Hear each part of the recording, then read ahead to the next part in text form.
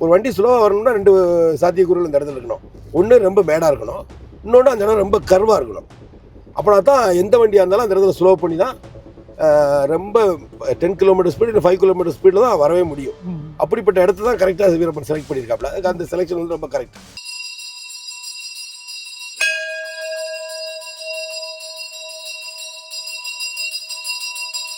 நாம இப்ப கேர்மாலத்துல இருக்கோம். கிட்டத்தட்ட வீரப்பன் வந்து 300 தடவை இங்க சைட் ஆயிருக்காரு அப்படின்னு சொல்றாங்க. ஒரு கால் உள்ள எடுத்து வச்சா தமிழ்நாடு, ஒரு கால் வெளியில எடுத்து வச்சா கர்நாடகா அப்படிங்கிற மாதிரியான ஒரு அமைப்புள்ள பகுதி இது. அடிக்கடி வீரப்பன் வந்து தப்பிச்சு போறதுக்காக இந்த பக்கம் தமிழ்நாடு போலீஸ் துரத்தினா இந்த பக்கம் வந்துருவாராமா, இந்த பக்கம் துரத்தினா இந்த பக்கம் அப்படிங்கிற மாதிரி 2 போலீஸுக்கும் கண்ணாம்பூச்சி காட்டிக்கிட்டு இருந்த இடம் வந்து இந்த இடம். சார் இது சிவன் கோவில் தானே சார்? சிவன் ஜடேஜுருத்த சாமி, கும்பேஸ்வர சாமி, இன்னொரு சாமி கும்பேஸ்வரர், ஜடேஜுத்ரா, இன்னொரு யாரு மாதேஸ்வரம். கிட்டத்தட்ட 5 கம்யூனிட்டியை சேர்ந்து அவங்களுடைய ஒத்துழைப்போட இந்த கோவில் வந்து இவ்வளோ பெரிய ஒரு இதுவாக வந்து உருவாயிருக்கு. ஸோ அதனோட ஸ்பார்க் வந்து உங்களுக்கு எங்கே தோணுச்சு சார்? ஸ்பார்க்னா எல்லாத்துக்கும் மூல காரணம் வந்து இந்த வீரப்பன் ஆப்ரேஷன் தான். அதனால் இந்த ஜனங்கள் கூட நம்ம வர்றது, காட்டுக்குள்ளே போகிறதுனால இந்த மக்கள் அவங்க கும்பிடுறது கடவுள் ஆட்டோமேட்டிக்காக எனக்குள்ளே என்னுடைய கடவுளுமா ஆகிட்டார். அதில் இங்கே வந்து இந்த சுற்றி பார்த்தீங்கன்னா ஃபாரஸ்ட், இந்த பக்கம் மாமரத்து பள்ளம், உடதார பள்ளம், இந்த மாதிரி நிறையா காட்டுக்குள்ளே பள்ளம் இருக்குது. வீரப்பனுக்கு முன்னால் இங்கே தான் தங்கியிருந்தாப்புல. 1993 நான் சொன்னேன் இல்லையா, அவர் ரொம்ப நாள் கொஞ்ச நாள் காணாமல் போயிட்டாப்புலன்னு. அந்த டயத்தில் இந்த இடத்துல வந்து முதல்ல தங்கியிருந்தாப்புல. அப்போ நாங்கள் வீரப்பனை தேடி வருவோம். கடைசியாக நாங்கள் வர்றது இங்கே தான். ஆமாம், இங்கே வந்துட்டு இந்த ஒரு சின்ன கோயில் இது. இந்த கோயில் வந்து இப்போ நீங்கள் பார்க்குற இந்த கோயில் வந்து பெரிய கோயிலாக இருக்குது. ரொம்ப சின்ன ஒரு கல் கட்டடம், ஆனால் ரொம்ப பழமையானது. என்னை பொறுத்தவரை கிட்டத்தட்ட 1000 வருஷத்துக்கு முன்னால் உள்ளது. 1500 வருஷம் இருக்கும்னு நினைக்கிறேன். அவ்வளோ பழமையானது. இந்த தேர், பழைய தேர் தான் எங்கள் தேர். நாங்கள் இதோடைய காலை கீழே தான் வந்து உட்காருவோம், இங்கே தான் வந்து படுப்போம். எந்த இடம் இல்லை, இந்த தேர் நின்றுது அங்கே ஒரு புல் ஷெட்டில் நின்றுது. சரிங்க சார், அங்கே தான் வருவோம். வந்து நாங்கள் வந்து வர்றது இங்கே தான், குளிக்கிறது இந்த பள்ளத்தில் தான். இது எங்களுக்கு ஒரு ரெஸ்ட்டில் எங்களுக்கு ஒரு இடம். ஆமாம், இங்கே வந்து எங்களை ஒப்படைச்சிட்டு நாங்கள் படுத்துக்கிடுவோம். அந்த மாதிரி இதானது. அப்போ அந்த இந்த சாமியை கும்பிட்டு போகும்போதெல்லாம் இந்த ஆபத்து இல்லாமல் இருக்கணும் அப்படின்னு சொல்லி கும்பிட்டுட்டே போகிறது. எப்போ போனாலும் மனதார கும்பிட்டு போகிறதுனால ஒரு எப்படி பண்ணாரியம்மன் கூட ஒரு அட்டாச் வந்ததோ சேம். இந்த இவர் வந்து ஆக்சுவலாக மாதேஸ்வரா, கும்பேஸ்வரா, ஜடேருத்ர சாமி மூணுமே சிவனுடைய 3 பேர் தான். அது 3 சிலையும் இதில் இருக்கும். வரும்போது எல்லாம் இவங்களை கும்பிட்றது ஒரு பெரிய இதாகிடுச்சு. அப்படி பார்க்கும்போது கோயில் இங்கே வந்து இருக்கும்போது எல்லாருமே இந்த ஜனங்கள் இங்கே வந்து என்னை பார்க்க வந்துடுவாங்க. நான் இங்கே வருவேன்னு தெரியும். எல்லா ஆப்ரேஷன் முடிஞ்சாலும் சார் வந்து இங்கே வந்துடுவார் அப்படின்னு தெரியும். அதனால் இங்கே வருவாங்க. வந்து ஊருடைய பிரச்சனைகளை போய் சொல்லுவாங்கல்ல, அது மாதிரி சொல்லிகிட்டு இருப்பாங்க. அப்போ என்னப்பா இந்த கோயில் இப்படி இருக்கேண்ணா, ஐயா இது 1000 வருஷத்துக்கு முன்னால் உள்ள கோயில், எங்களுக்கே கரெக்டாக டைம் தெரியாது, ஆனால் 1000 வருஷத்துக்கு முன்னால் உள்ள கோயில் ஒன்று. சரி, ஏன் இப்படி ரொம்ப சிறுசாக இப்படி ஒரு மாதிரி யாரும் கவனிப்பு இல்லாமல் இருக்குது அப்படின்னு கேட்கும்போது, ஒரு குறிப்பிட்ட ஒரு குடும்ப வகையறால் தான் இந்த கோயிலை பார்த்துட்டு இருக்காங்க. இப்போ மாதம் பெரிய திருவிழா ஒன்று நடக்குது, அதெல்லாம் எப்படி அந்த வருமானம்லாம் அதெல்லாம் அவங்க தான் கணக்கு வழக்கெல்லாம் பார்க்குறாங்க. அப்போ அதில் ஒருத்தருக்கு அதிருப்தி இருக்குது தெரிஞ்சுது. நான் எல்லாரையும் வர சொல்லி ஊரில் எல்லார்ட்டையும் பேசினேன். என்னை வச்சு அந்த ஒரு பர்டிகுலர் குடும்பத்திலிருந்து இந்த கோயிலை விடுவிச்சிட்டாங்க.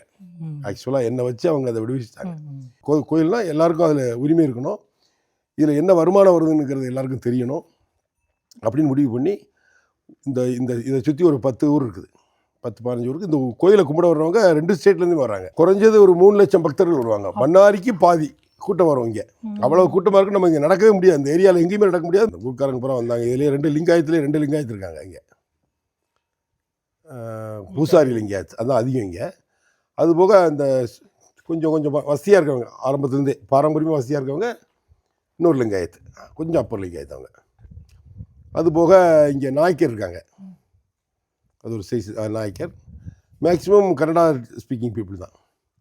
பிறகு எஸ்டி மக்கள் நிறையா இருக்காங்க, மலைவாழ் மக்கள், பழங்குடி மக்கள் நிறையா இருக்காங்க. அதுபோக பழங்குடி மக்கள், எஸ்சி மக்கள் இருக்காங்க. பிறகு மற்ற எல்லாருக்கும் அவங்கள ஒட்டி வாழ்கிற இந்த டோபி மற்ற எல்லாம் இருக்காங்க. எல்லாரையும் கூப்பிட்டு எல்லா இனத்துலேருந்தும் 2 பேர் representative, SC, ST, Lingayat, higher Lingayat, Naicker அப்படின்னு சொல்லி எல்லாத்துலேயுமே எடுத்து 16 பேர் ஒரு கேஸ்ட்லேருந்து 2 பேர் இருக்குது. அப்படி 12 பேர் ஒரு குழுவாக அமைச்சு அந்த குழு டிஸ்கஸ் பண்ணி முடிவு பண்ணி பண்ண பிறகு தான் அடுத்து பண சம்மந்தமாக போக்குவரத்தை முடிவு பண்ணுறதுக்கு அதுக்கு ஒரு 2 பேர் இவங்க சம்மதிச்சது தான் அவங்க கையெழுத்தே போட முடியும். அவங்க கையெழுத்து போட்டால் தான் பேங்க்லேருந்து எடுக்க முடியும் பணம். உட்காந்து ஒரு கோயில் திருவிழா முடிஞ்சிருச்சுன்னா உடனே பேசுவாங்க. எவ்வளோ வருமானம் வந்தது, அந்த வருமானத்தில் எவ்வளோ செலவாச்சு, செலவுகளை மிச்சம் எவ்வளவு, மிச்சத்தை பேங்க்கில் போடணும் அப்படின்னு ஒரு அக்கௌண்ட் ஓப்பன் பண்ண சொல்ல அரைப்பாளையம் பேங்க் ஆஃப் இந்தியாவில் 2 தடவை அவங்க சேர்ந்ததுமே பணம் ஒரு தொகை அதிகமாகிட்டே ஆகும்போது லட்சக்கணக்காக இப்போ அது எத்தனை லட்சம் இருக்குன்னு எனக்கு தெரியாது.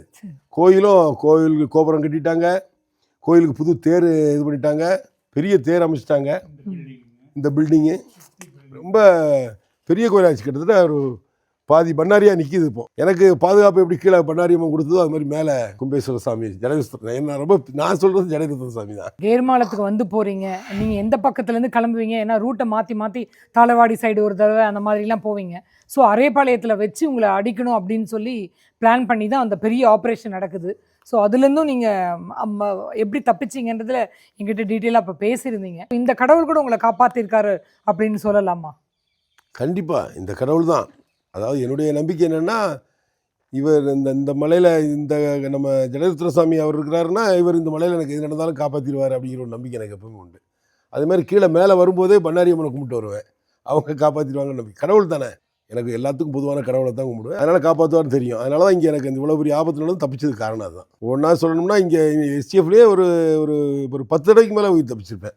வீரப்பன்ட்டு ஒரு வீரப்பன் சண்டையிலேருந்து ஒரு 4-5 தடவை ஆக்சிடென்ட்ஸ் நிறையா, அதில் நிறைய விஷயங்கள் நடந்திருக்குது. இப்போ நம்ம கூட வந்து பூசாரி ஜுண்டு மாதா இருக்காங்க.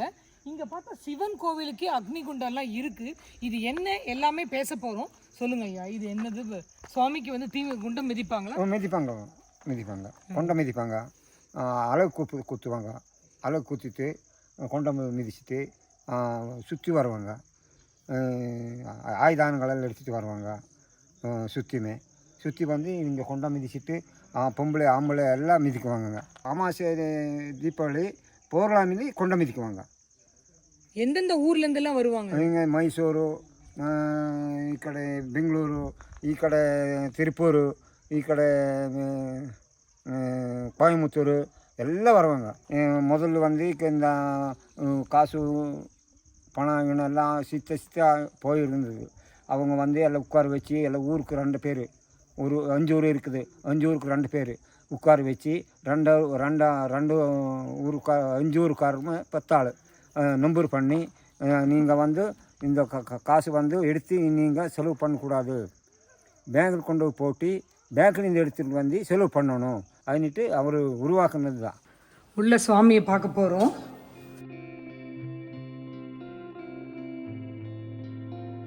இது ஜடேஸ்வர சுவாமி முன்னாடுமே போய் செஞ்சுட்டே இருக்கணும். இது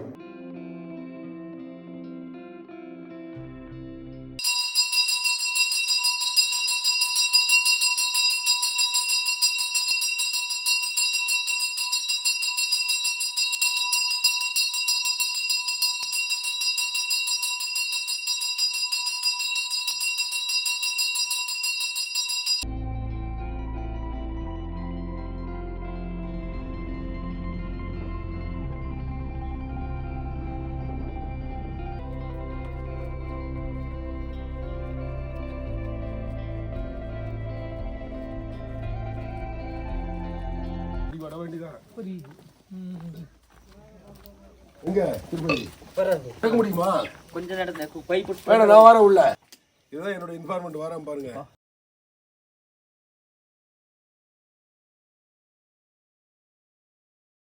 திருப்பதி ஐயா, நம்ம கதை முடிச்சுக்கணும் ஐயா. அதெல்லாம் ஒன்றும், வா மெதுவா தைரியமா, நான் வந்தேன்ல, இதுக்கு மேலே உனக்கு என்ன தைரியம் வேணும்? வா, பார்த்து விட்டு வேண்டாம், காலை விட்டு வேண்டாம். நல்லா இருக்குங்களா? நல்லா இருக்கேன். நீங்கள் நல்லா இருந்தாச்சு, நாடு நல்லா இருக்கு. நானும் நல்லா இருந்தா ஒன்றும் நல்லா இருக்கு. நீங்கள் நல்லா இருந்தால் நாடு. திருப்பதி, நானும் நீயும் காட்டுக்குள்ள வேலை செஞ்சதை பற்றி கேட்குறாங்க. ஆமாம், சொல்லுங்க. வீரப்பனுக்கு நீ பயந்தியா? வீரப்பனுக்கு பயப்படுவியா? பார்த்து வீரப்பனை பயப்படுவியான்னு கேட்குவேன். அவனை கண்டா பயப்படுவியா? நானுங்களா? பயப்பட மாட்டேன். இது இருக்குது. எது இருக்குது? என்னது? ஏன் பயப்படணும்? பெஸ்ட் இன்ஃபார்மன்ஸ் அப்படின்னு சொல்லி ஒரு செட்டு நான் எடுத்தேன்னா அதில் வர்ற ஃபர்ஸ்ட் ரேங்கில் வரக்கூடிய ஒரு ஆள் திருப்பதி. இவனுக்கு தெரியும் வீரப்பன் வந்து திருப்பதியை தேடுறாப்புல, இந்த மாதிரி ஒருத்தன் இருக்கிறான், அவன் வந்து நம்மளை தேடுறான்னு. அப்போவும் இந்த வீடு பாருங்கள் எல்லாம் ஃபாரஸ்ட்குள்ளே தான் இருக்குது. இப்போ கூட என் மேலே அந்த அன்பு மாறவே மாறாது. எனக்கு அவனை பார்க்கும்போது அவ்வளோ கஷ்டமாக இருக்க, அழகு வர்ற மாதிரி இருக்குது. ஆனால் வயசாகிடுச்சு, என்ன பண்ணுவார்? பெரிய பையனுக்கு கார்டு வேலைங்க இப்போ ஐயா முயற்சியில் தான் பண்ணி கொடுத்தாரு. இவனுக்கு திருப்பதி கிடைக்க வேண்டிய ஃபாரஸ்ட் வேலை ஐயா அவருக்கு வயசானதுனால அவருடைய பையனுக்கு வாங்கி கொடுத்தேன். அவன் ஃபாரஸ்ட் கார்டாகி ஃபாரஸ்ட் ஆக போகிறான். ஆமாம், ஃபாரஸ்டாக போகிறாரு. கார்டாகி இப்போ ஃபாரஸ்ட் ஆக போகிறான். போயிட்டு வந்து பார்க்குறேன். சரி விடா, ஒன்றும் இல்லை, இன்னும் ஒரு 10 வருஷத்துக்கு தயாரில் இருக்கான். போயிட்டு வர எதாவது தான் கூப்பிடுறான். சரிங்க, சட்டுமா. இப்போ நம்ம பார்த்து வந்துடலாம் மேடம். திருப்பதி மிஸ் திருப்பதின்னு சொல்லி நாய்க்கர் ஒரு என்ன நாய்க்கர்ப்பா? வெத்தலை நாய்க்கர். வெத்தலை நாய்க்கர்னு சொல்லுவாங்க. இவங்களும் ஃபாரஸ்ட் ட்ரைபிள் கிடையாது, ஆனால் ஃபாரஸ்ட்டை பற்றி இவங்களுக்கு எல்லாமே நல்லா தெரியும். இந்த ஃபாரஸ்ட் பூராமே இவங்க பரம்பரையாக அவங்க ஃபேமிலிக்கு அத்துப்படி. இவருடைய மாமனார், அவர் பேர் என்ன, நம்ம சித்தநாயக்கர் இருந்தார். அவருக்கு மேலே அதெல்லாம் எனக்கு நல்லா தெரியும். பரம்பரையாக இங்கே இருக்கிற ஒரு கிட்டத்தட்ட ஒரு 50, இந்த பக்கம் ஒரு 100 கிலோமீட்டர் சுற்றளவில் அவங்களுக்கு எல்லா இடமுமே தெரியும். ஈஸியாக வீரப்பன் இருக்கிற இடத்தெல்லாம் இவங்க ஈஸியாக கண்டுபிடிச்சிருவாங்க. எனக்கு வந்து தகவல் சொல்லுவாங்க. வீரப்பனுக்கு இவரை பற்றி தகவல் கிடைச்சிருச்சு. இந்த மாதிரி இவர் தான் தகவல் சொல்லுவார். நம்ம அதனால தான் நம்ம ஈஸியாக நம்ம லொக்கேட் பண்ணிடுறாங்க. எவ்ரி மார்னிங் போலீஸ் வந்துடும். அதனால் வீரப்பனால் ஒரு இடத்துல தங்க முடியல. சரி அப்படின்னு சொல்லி இவரை போட்டு தள்ளுறதுக்கு திட்டம் போடுறாங்க. அப்போ இவர் வந்து இவருக்கு அந்த தகவலை சொன்னேன், நீ வேணா வீட்டை ஷிஃப்ட் பண்ணிடுன்னு சொன்னேன். இங்கேருந்து போயிடும். ஐயா இது நான் பரம்பரையாக இருக்கிற வீடு, வீரப்பன் வந்தால் வந்துட்டு போகிறான், சுட்டு பார்க்கட்டும், நானும் என்னால் முடிஞ்ச நான் செய்கிறேன், பயந்தெல்லாம் வீரப்பனுக்கு பயந்தெல்லாம் நான் வீட்டை காலி பண்ணிட்டு போக மாட்டேன், இது எங்கள் பரம்பரையான வீடு, இது எங்கள் காடு அப்படின்னு சொல்லி அவ்வளோ தைரியமாக சொல்லி கடைசி வரை இருந்தாப்புல. அவரும் தயாராக இருந்தார். வீரப்பன் இவரை அடிக்கிறதுக்கு வந்திருந்தா வீரப்பனுக்கு ஏதாவது ஒரு சம்பவம் நடந்திருக்கலாம், இவருக்கு இல்லைன்னா ஏதாவது நடந்திருக்கலாம். இப்போ ஒரு 75 வயசுக்கு மேலே ஆச்சு. எப்போ இந்த பக்கம் வந்து அவரை பார்க்காம போக மாட்டேன். இப்போ உடம்பு சரியில்லைன்னு சொன்னாங்க, சரி பார்த்து போகலான்னு வந்தேன். அவர் உயிரை துச்சமாக நினச்சி வேலை செஞ்சதுனால பையனுக்கு வேலை கிடைச்சிது. அதனால பையன் கவனிக்கிறானான்னு கேட்டேன். இப்போ கேர்மாலத்துல இருந்து அரேபாளையம் போயிட்டு இருக்கோம். அதாவது அந்த விஷயத்தை இப்போ பார்க்கும்போது கூட நம்மளுக்கு வந்து நீங்கள் சொன்ன விவரித்த விஷயங்கள் அந்த கமெண்ட் செக்ஷனில் கூட அவ்வளோ பேர் போட்டிருப்பாங்க. அவ்வளோ ஒரு மெய்சிலிக்கக்கூடிய ஒரு விஷயமா நீங்கள் எப்படி உயிர் பழைச்சிருக்க முடியும் அப்படிங்கிறது வந்து கற்பனை கூட பண்ணி பார்க்க முடியாத ஒரு விஷயம் சார். கரெக்டாக அதே ரூட்டில் போயிட்டுருக்கோம் நம்ம இப்போ. ஸோ மணி 7 மணி சார். அப்போ என்ன நேரம் சார்? அப்போ என்ன நடந்தது? இன்னும் கொஞ்சம் அப்படியே இந்த டைம் எல்லாம் ரீகால் பண்ணுங்கள் சார். இது ரோடு தான். நாங்கள் வந்து இதோட ஆப்போசிட் டைரெக்ஷனில் இப்போ நம்ம வந்து அதுக்கு எதிர்ப்புறமாக அந்த இடத்த நோக்கி போய்கிட்டு இருக்கோம். இந்த ரோடு வந்து ஒரு டிப்பிக்கலான திக் ஃபாரஸ்ட்டு, அதுக்கு நடுவில் இந்த ரோடு போய்கிட்டு இருக்குது. அப்போது டைம் வந்து ஒரு 5:45, 5:40, 5:45 இருக்கும். நல்லா இருட்டிட்டு இருக்கும். 5:45 இங்கே லேசாக ஒரு வெளிச்சம் இருக்கும், நல்ல வெளிச்சம் தான் இருக்கும். கொஞ்சம் காட்டுக்குள்ளே இருட்டிடும். எனக்கு வீரப்பன் அட்டாக் பண்ணுவான்னு தெரிஞ்சனாலே இந்த ரோட்லேயே 2 இடத்த செலக்ட் பண்ணி வச்சுருந்தேன். இந்த இடத்துல வீரப்பன் நம்மளை அட்டாக் பண்ண முடியும்னு. அந்த 2 இடத்துல 2வது இடத்துல வீரப்பன் அட்டாக் பண்ணது. அது எதனால சார்? அது மேலேருந்து பார்க்கும்போது அந்த விசிபிலிட்டி தெரியும், ஸோ அங்கேருந்து அடிக்கிறதுக்கு கரெக்டாக இருக்கும் அப்படிங்கிறதுனாலயா இல்லை எதனால? ஃபர்ஸ்ட் வந்து வீரப்பன் மற்றவங்கள கர்நாடகா போலீஸ் அவங்களெல்லாம் அடித்த மாதிரி எங்களை அடிச்சிருந்தா ஒரு மரத்தை குறுக்க போட்டுக்கணும், இல்லைன்னா கல்லை குறுக்க வச்சுருக்கணும். வீரப்பன் அதை செலக்ட் பண்ணாமல் அதுக்கு பதிலாக எந்த இடத்துல வந்து வண்டி ரொம்ப ஸ்லோவாக மேலே வர முடியும் அப்படி செலக்ட் பண்ணுறாப்புல. அதே மட்டும் அந்த இடத்துல வந்து ஒரு வண்டி ஸ்லோவாக வரணும்னா 2 சாத்தியக்கூறுகள் அந்த இடத்துல இருக்கணும். ஒன்று ரொம்ப மேடாக இருக்கணும், இன்னொன்று அந்த இடம் ரொம்ப கர்வாக இருக்கணும். அப்படின்னா தான் எந்த வண்டியாக இருந்தாலும் அந்த இடத்துல ஸ்லோ பண்ணி தான் ரொம்ப 10 கிலோமீட்டர் ஸ்பீடு இல்லை 5 கிலோமீட்டர் ஸ்பீடில் தான் வரவே முடியும். அப்படிப்பட்ட இடத்த தான் கரெக்டாக வீரப்பன் செலக்ட் பண்ணியிருக்காப்புல. அந்த செலெக்ஷன் வந்து ரொம்ப கரெக்ட். அது திடீர்னு எப்படி சார்? இப்போ டக்குன்னு கிளம்பி ஜீப்பை திருப்புவீங்களா, இல்லை இன்னைக்கு இந்த பக்கம் தான் போகணும் அப்படிங்கிற மாதிரி ஏதாவது ப்ரீ பிளான்டாக ஏதாவது யோசிச்சுட்டு போவீங்களா? இல்லை, வீரப்பன் வந்து என்னை எப்படியோ அட்டாக் பண்ணுவான்னு எனக்கு நல்லா தெரியும். ஏன்னா நோ அதர் கோ, வீரப்பனுக்கு என்னை கொண்டே ஆகணும். அதனால் நான் எப்போ வழக்கமாக யாருக்கும் எப்போவுமே சொல்ல மாட்டேன். கான்ஸ்டபிள்ஸ் கூட என் கூட இருக்க பையங்களுக்கு கூட அவ்வளவு எனக்கு பிரியமான பையங்க, அவங்கள்ட்ட சொல்ல மாட்டேன். அவங்க ஒரு சிலர் ஆரம்பத்தில் சார் இன்னும் நம்மளை நம்பலை அப்படின்னு சொல்லி என் மேலே வருத்தப்பட்டாங்க. நான் அவங்களுக்கு விளக்கமாக எடுத்து சொல்லி, இதான்ப்பா காரணம், நம்பிக்கை இல்லாதனால இல்லை, நம்மளுடைய சேஃப்டி, உங்களுக்கும் சேஃப்டி எனக்கும் சேஃப்டி. அப்புறம் அவங்களே புரிஞ்சுக்கிடுவாங்க, சார் சொல்ல மாட்டார் எந்த காரணம். ஒரு இடத்துல வீரப்பன் 7 நாளாக தங்கியிருந்தும் வீரப்பனால் என்னை சுட முடியல. 7வது நாள் தான் என்னை சுட முடிஞ்சுது. அந்த 7வது நாளும் நான் வரல, சார் தான் கெத்தேசால் போகலான்னு சொல்கிறாங்க. அதனால் எங்கள் எஸ்பி சாருக்கு மீறி நான் ஒன்றும் சொல்ல முடியாது. அப்போ சொன்னேன், சார் இந்த ஏரியாவில் வந்து எங்கேயோ வீரப்பன் அட்டாக் பண்ண போகிறான் சார், எங்கேயாவது இருக்கலாம் சார், அப்படி ஒரு ஆபத்து இருக்குது சார்னு சொன்னேன். அவர் பயப்படவே இல்லை. ஓ அப்படியா நவாஸ், சரி லெட் ஹிம் கம் அப்படின்ட்டார்.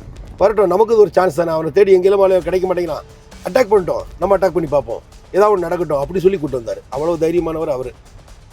அதே மாதிரி தான் சிவசு சொல்லியிருப்பாருங்க சார், நீங்கள் அதாவது உங்களை போடணும் அப்படிங்கிறதுக்காகவே பல மாதங்கள் பல இடங்களில் வந்து ட்ரைனிங் கொடுத்து, அதாவது ஒரு இடத்துல ட்ரைனிங் கொடுத்து ஆட்கள் எல்லாம் செட் பண்ணி துப்பாக்கி சித்தன்லேருந்து ஆரம்பித்து அவங்க அண்ணன் எல்லாருமே இது பண்ணியிருப்பாங்க அப்படின்னு சொல்லிட்டு இருந்தேன்.